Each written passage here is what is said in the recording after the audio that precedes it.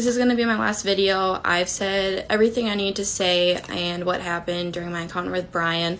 I just want to make one last video with everything in it because I know people are going out there to help search for her. So I just want all the maps and the facts in one place. Okay, this is the text I sent my mom when we dropped him off. This just has like the date in it and the timestamp. So we dropped him off at 6:09. But as you can see, we picked him up at 5:54. This is off my mom's because my texts don't go back this far. And then, you know, it says we dropped him off at 6:09. So this is where we picked him up. We picked him up in Coulter Bay and we dropped him off by this dam. He was hitchhiking. There was no van. Gabby was not with him. It was just him. So this is what the dam looked like. We dropped him off at the turnout because this is going south. If you're going like this, he then said, I'm gonna get out and I'm gonna hitchhike, find a different ride. He said he was gonna go across to the parking lot over here, which was filled with a bunch of people. Again, this is on August 29th at 6:09. So this is a map of Grand Teton National Park. During our ride, he said, well, before he got in the car, he said I wanted to go to Jackson. So this is Jackson, like right there. You can see it says Jackson, south of the park, right? Jackson Hole is commonly referred to as well. So I said, you know what? We're going to Jackson. Hop in. You know, he was very nice.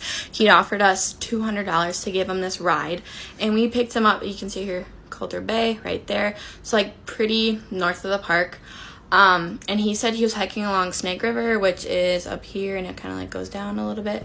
And he said he was gone for multiple days, and he had left his fiance, never called her by her name, back at their campsite, which he said they camped in a dispersed campsite, so it's not a regulated campsite.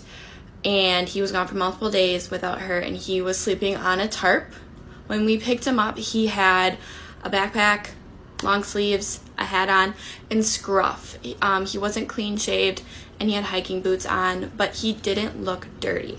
The only thing dirty about him were his shoes.